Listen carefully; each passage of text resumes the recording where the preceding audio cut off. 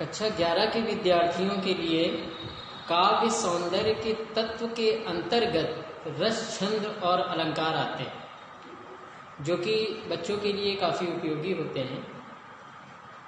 कारण ये रहता है कि ऐसा होता है विद्यालय अथवा स्वाध्याय के माध्यम से, क्योंकि आजकल कोरोना काल में वैसे भी विद्यालय बंद चल रहे हैं, हालांकि बच्चे स्वाध्याय के द्वारा अथवा इंटरनेट के माध्यम से अथवा ऑनलाइन क्लासेस के माध्यम से शिक्षा ग्रहण कर पा रहे हैं। लेकिन अक्सर ऐसा हो जाता है कि हम कक्षा मतलब पाठ 1 से पढ़ना शुरू करते हैं, भूमिका से शुरू करके फिर धीरे धीरे हम पुस्तक के अंत तक जाते हैं।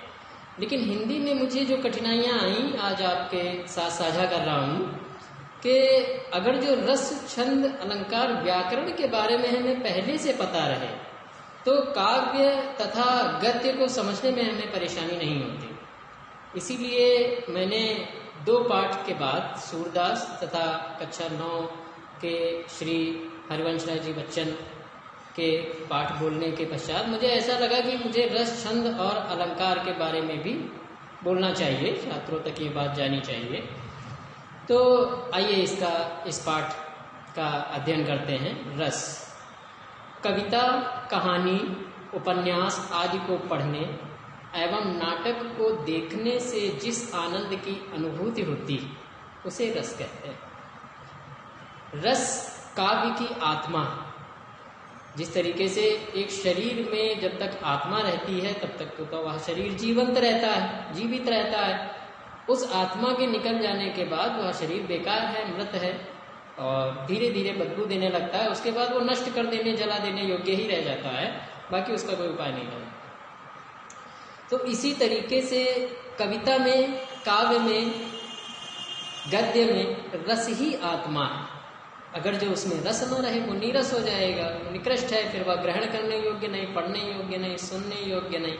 जिस तरीके से आप अगर जो खीर खाएं और मीठी ना हो तो क्या फ़ायदा, ठीक क्या हमें अच्छी लगेगी, नहीं लगेगी। ठीक उसी तरीके से कविता में अगर रस नहीं है, काव्य में, नाटक में रस नहीं है तो वो हमें नीरस लगेगा, पढ़ने योग्य नहीं रहेगा।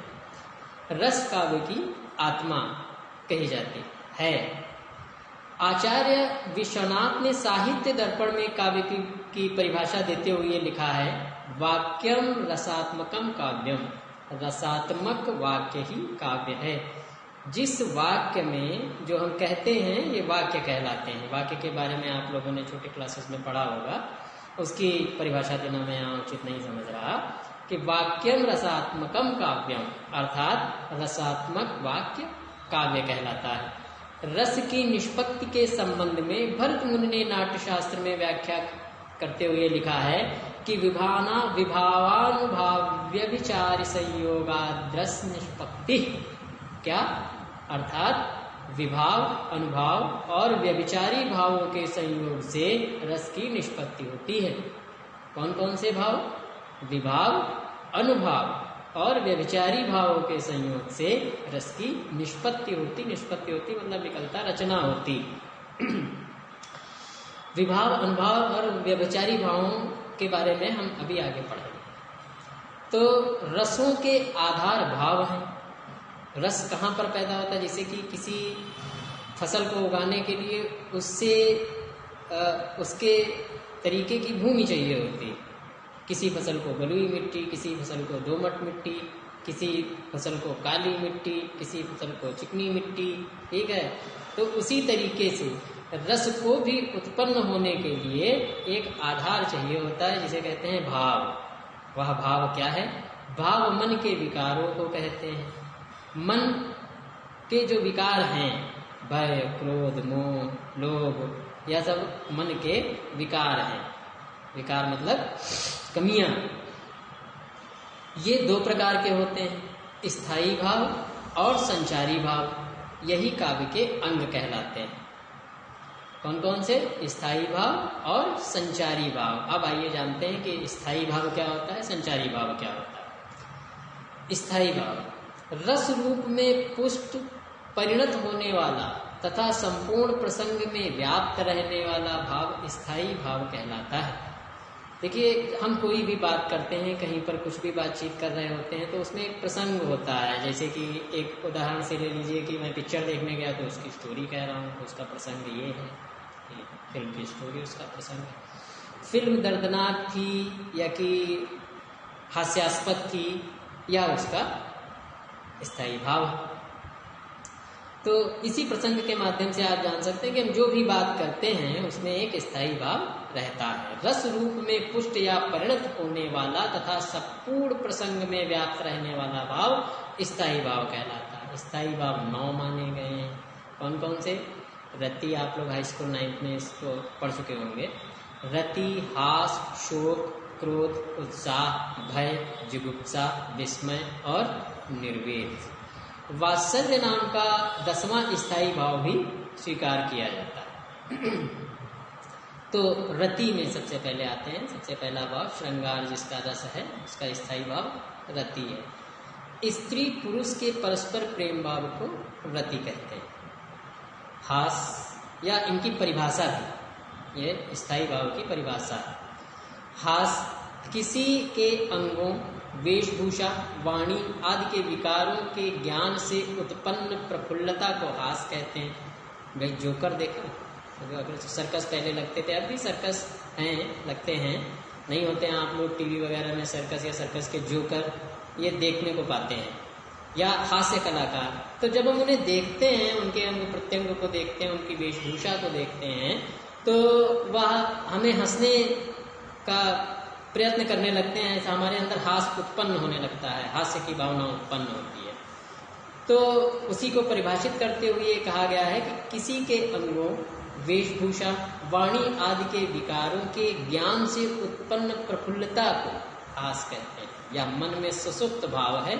जब हमारे सामने ऐसी चीजें आती हैं कि किसी के अंग हास्यास्पद हैं, या वेशभूषा उसकी हास्यास्पद है, या हास्यास्पद बात कह रहा है, तो हमारे मन में एक प्रफुल्लता उत्पन्न होती है, जिसे हास्य रूप में हम जानते हैं। और हास्य इसका रस है, हास्य इसका स्थायी भाव। तीसरा आता है शोक। इष्ट के नाश, जो हमें प्राप्त होने वाला है उसके नष्ट हो जाने का।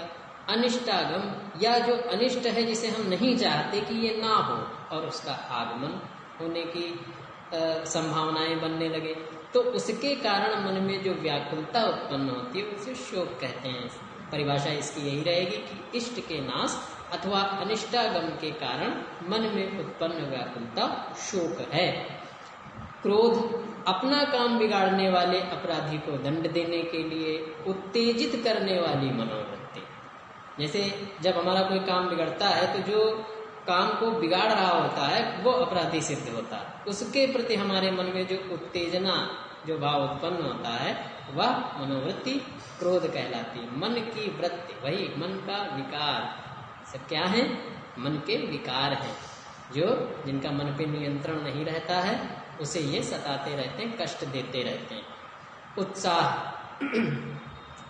दान, दया, वीरता आदि के प्रसंग से, जब कहीं दान का प्रसंग चलता है, दया का प्रसंग चलता है, प्रसंग मतलब वार्तालाप बातचीत होती है, या वीरता का प्रसंग चलता है, तो उससे उत्तरोत्तर उन्नत होने वाली मतलब बढ़ने वाली मनोवृत्ति को उत्साह कहते हैं। हमारे मन में उत्साह आ जाता है, वो इतने वीर थे पृथ्वीराज चौहान, मैं भी उनकी तरह वीर बनूंगा, भीष्म पितामह की तरह वीर बनूंगा, कर्ण की तरह दानी बनूंगा। तो यह उत्साह मन में आता है, जिसे उत्साह नाम का स्थायी भाव या प्रदीप्त होने लगता है, मन में होने लगता है। भय, प्रबल अनिष्ट करने में समर्थ विषयों को देखकर मन में जो व्याकुलता उत्पन्न होती है उसे भय कहते हैं। प्रबल अनिष्ट करने में समर्थ, जैसे सर्प है, तो सर्प को हम जानते हैं ये काटेगा, हमारे अंदर जहर जाएगा, हम मर जाएंगे। तो यह हमारे प्रबल अनिष्ट की संभावना होती है, तो उसे देख करके हमारे मन में भय उत्पन्न होता है। या बड़े सींगों वाला कोई ऐसा पशु जो कि हमें हमला करने के लिए हम पे उद्यत हो, तो उसे देख करके भी अनिष्ट की आशंका होती है। तो इससे जो हमारे मन में व्याकुलता होती है उसको भय कहते हैं। क्या परिभाषा रहेगी? प्रबल अनिष्ट करने में समर्थ विषयों को देखकर मन में जो व्याकुलता उत्पन्न होती है उसे भय कहते हैं। जुगुप्सा, घृणा उत्पन्न करने वाली वस्तुओं को देखकर। घृणा उत्पन्न करने वाली वस्तुएं क्या है? जैसे बहुत ज्यादा गंदगी है, या कोई पशु है वो कटा पिटा हुआ, उसके आंतरिक भाग दिख रहे हैं, या कुछ लोगों में आता है घृणा उत्पन्न करती है, या ऐसे कार्य जो हम पसंद न करते हो वो भी हमें घृणा उत्पन्न करते हैं, को देखकर उनसे संबंध न रखने के लिए जो हमें मनोवृत्ति बाध्य करती है उसे जिगुप्सा कहते हैं। जिसमें किसी असाधारण अथवा अलौकिक वस्तु को देखकर जो आश्चर्य उत्पन्न होता है वह विस्मय है। जैसे कि हम देखें कि कोई ऐसा बच्चा या पुरुष या स्त्री जिसके 4 हाथ हों, एकाएक जब वो हमारे सामने आएगा तो हमारे अंदर एक आश्चर्य उत्पन्न होगा, जिसे विस्मय कहते हैं। विस्मय नाम का यह स्थायी भाव जो हमारे मन में सुसुप्त रहता है, ये 10 जो बताए गए हैं 9 और वात्सल्य नाम का 10वां स्थायी भाव, ये सब मनुष्य मन में सुसुप्तावस्था में रहते हैं। दृश्य को देखकर, परिस्थितियों को देखकर यह जागृत होते हैं और हमें प्रेरित करते हैं उसकी पीड़ा को या उसकी प्रतिक्रिया को कम करने के लिए। निर्वेद क्या है? संसार के प्रति त्याग भाव। यह अक्सर ऐसा होता है कि मनुष्य अपने जीवन में सब कुछ करता रहता है, अपने पालन पोषण के लिए, अपने स्वजनों के पालन पोषण के लिए वह धन एकत्र करता है, बड़ी बड़ी बिल्डिंग बनाता है, कार खरीदता है और अपने शौक पूरे करता है, लेकिन अंत समय में उसके अंदर यह जरूर उत्पन्न होता है संस्कार के प्रति त्याग भाव कि यह सब मेरे साथ नहीं जाना, अब इसका क्या करना है, चलो भाई मकान बेटी को दे दो, चलो भाई व्यवसाय बेटे को दे दो, देना ही है, फिर उसका करना क्या है भाई, हम बेड पे पड़े हैं, मरने वाले हैं, हमारे पास अरबों रुपए की संपत्ति है, अगर जो हम त्याग भाव न रखेंगे तो वह हमें मरने नहीं देगा, जीने की तो बात छोड़िए। तो यह स्थिति निर्वेद कहलाती है। परिभाषा क्या रहेगी? संसार के प्रति त्याग भाव को निर्वेद कहते हैं। फिर आता है 10वां रस जिसे माना गया है वात्सल्य। वात्सल्य पुत्रादि के प्रति सहज स्नेह भाव वात्सल्य है। इसे अपने पुत्र के प्रति एक ममत्व, माता का बहुत अधिक, पिता का अधिक, कम नहीं अधिक, और अन्य संबंधियों का भी ये रहता है, परंतु पुत्र और पुत्री आदि के प्रति सहज स्नेह वह जो बना रहता है, सहज स्नेह, वह वात्सल्य कहलाता है। तो अभी आप लोगों ने जाना रस के अंतर्गत आने वाले स्थायी भाव कितने होते हैं? 9। 10वां किसे माना गया है? वात्सल्य को। इनकी परिभाषाओं को आपने सुना, इनकी परिभाषाओं को कंठस्थ करिए, उदाहरण उससे जोड़िए। मैं आगे इनके उदाहरण के बारे में बताऊंगा, लेकिन उससे पहले आता है विभाव। क्यों? अभी पाठ शुरू करते ही कहा गया ये 2 प्रकार के होते हैं। क्या? रसों के आधार भाव हैं, भाव मन के विकारों को कहते हैं। ये 2 प्रकार के होते हैं, पहला स्थायी भाव, दूसरा संचारी भाव। यही काव्य के अंग कहलाते हैं। फिर इसके बाद आया स्थायी भाव। अब क्या? विभाव। तो अब हम विभाव के बारे में जानेंगे। क्या करिए? विभाव क्या है? जो व्यक्ति, वस्तु, परिस्थितियां आदि स्थायी भावों को जागृत या उद्दीप्त करती हैं, उन्हें विभाव कहते हैं।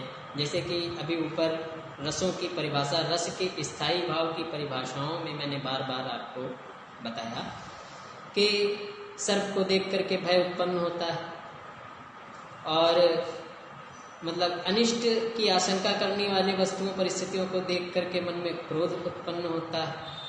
तो ठीक उसी तरीके से यहाँ पर आता है कि जो व्यक्ति, वहां पर व्यक्ति भय उत्पन्न करने वाली व्यक्ति क्या थी? सर्प। ठीक?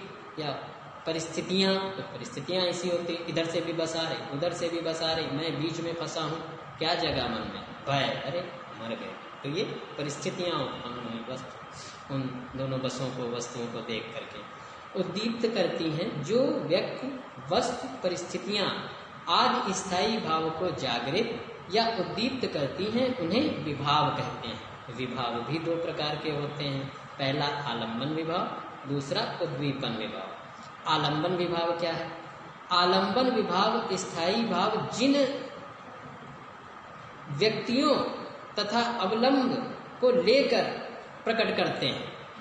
कैसे? स्थायी भाव जिन व्यक्तियों, वस्तुओं आदि का अवलंब लेकर अपने को प्रकट करते हैं, उन्हें आलंबन विभाव कहते हैं। इनके भी दो भेद होते हैं, एक आश्रय, दूसरा विषय। आश्रय क्या है? जिस व्यक्ति के मन में भाव, स्थायी भाव उत्पन्न होते हैं उसे आश्रय कहते हैं। जैसे कि उदाहरण के लिए मान लीजिए कि घनश्याम ने किसी ऐसी वस्तु को देखा जिससे भय उत्पन्न हुआ। भय कहाँ उत्पन्न हुआ? घनश्याम के मन में जो भय नाम का स्थायी भाव था वो जागा। ठीक, तो घनश्याम क्या है? आश्रय। अच्छा, इसके पश्चात आता है विषय। जिस व्यक्ति या वस्तु के कारण आश्रय के चित्त में स्थायी भाव जागा, उत्पन्न हुआ, उसे विषय कहते हैं। किसके कारण जागा? सर्प के कारण भय जागा मन में। ठीक, तो हम तो आश्रय हो गए, हमारे मन में भय जागा, सर्प विषय हो गया क्योंकि उसे देख करके जागा। फिर आता है उद्दीपन विभाव। भाव को उद्दीप्त अथवा तीव्र करने वाली वस्तुएं, चेष्टाएं आदि को उद्दीपन विभाव कहते हैं। तो उदाहरणार्थ, सुंदर पुष्पित और एकांत उद्यान में शकुंतला को देखकर दुष्यंत के हृदय में रतिभाव जागृत होता है। यहाँ शकुंतला आलंबन विभाव है। पुष्पित एवं एकांत उद्यान उद्दीपन विभाव है। दुष्यंत आश्रय है क्योंकि दुष्यंत के मन में भाव जागा तो आश्रय। प्रायः नायक एवं नायिका आलंबन विभाव ही होते हैं, परंतु कभी कभी ऐसा भी होता है कि नायक और नायिका आलंबन विभाव ना होकर एक आश्रय और दूसरा विभाव होता है। श्रृंगार के उद्दीपन विभाव प्रायः वसंत का उद्यान, शीतल, मंद, सुगंधित पवन, भ्रमर, गुंजन इत्यादि आदि होते हैं। अनुभव, इसके बाद आता है अनुभव। अनुभव क्या है? आश्रयगत आलंबन की उन चेष्टाओं को जो उसे स्थायी भाव का अनुभव कराती हैं अनुभव कहलाती हैं। भाव कारण और अनुभव कार्य। फिर से समझिए, आश्रयगत आलंबन की उन चेष्टाओं को जो उसे स्थायी भाव का अनुभव कराती हैं अनुभव कहलाती हैं। भाव कारण और अनुभव कार्य है।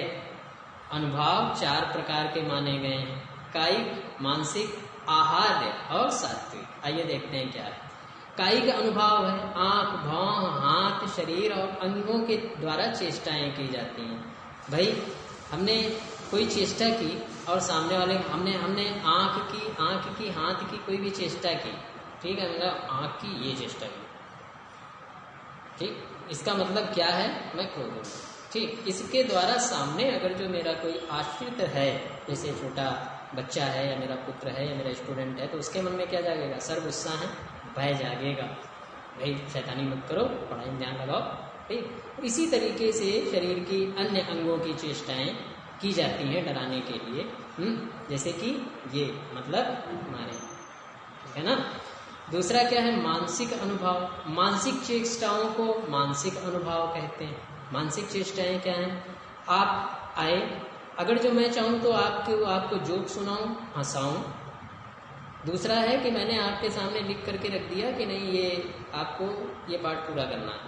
ये मानसिक चेष्टाएं हैं कि मैं आपको कितनी परिस्थितियों के द्वारा, अपनी मानसिक चेष्टाओं के द्वारा किसी कार्य करने के प्रति उद्वेलित करूं। आहार्य अनुभव, वेशभूषा से जो भाव प्रदर्शित किए जाते हैं। भाई, एक सामान्य भूषा में मैं, मान लीजिए मैं उदाहरण हूँ, मैं शर्ट पैंट पहने बैठा हूँ आपके सामने, ठीक है, तो मैं सामान्य एक शिक्षक के रूप में हूँ, हिंदी बोल रहा हूँ, हिंदी के रस की यहाँ पर व्याख्या कर रहा हूँ। अभी मैं यहाँ पर भगवान श्री राम की वेशभूषा में हो जाऊँ, तब आपके भाव बदल जाएंगे और मेरे कार्य भी बदलेंगे। या मैं यहाँ पर किसी हिप्पी की उसमें आ जाऊँ, चश्मा लगा है, ये सिगरेट पी जा रही है, तो क्या यह भाव मेरे प्रति आदर सम्मान और भाव आएगा कि नहीं? शिक्षक हैं, टीचर हैं, सर हमारे लिए हिंदी बोल रहे हैं, नहीं। वेशभूषा से जो भाव प्रदर्शित किए जाते हैं उन्हें आहार्य अनुभव कहते हैं। चौथा है सात्विक अनुभव, शरीर के सहज अंग विकार, ये सात्विक अनुभव कहलाते हैं। तो जैसा कि आज हम लोगों ने इस रस छंद अलंकार में रस के भावों को, अनुभवों को पढ़ा, जाना, आप इसकी तैयारी करें, इसे कंठस्थ करें, इसे बार बार सुनते रहें। और इसके बारे में अगर जो आपको कोई प्रश्न पूछना है तो कमेंट बॉक्स के माध्यम से आप वह प्रश्न मुझे पूछ सकते हैं, या मेरे मोबाइल नंबर 9455 23 51 82 9455 23 51 82 पर संपर्क करके भी पूछ सकते हैं। ऐसा कुछ नहीं है, मैं आप लोगों के समक्ष प्रस्तुत हूँ। आगे के बारे में हम कल या अगले वीडियो में जानेंगे। तब तक के लिए धन्यवाद।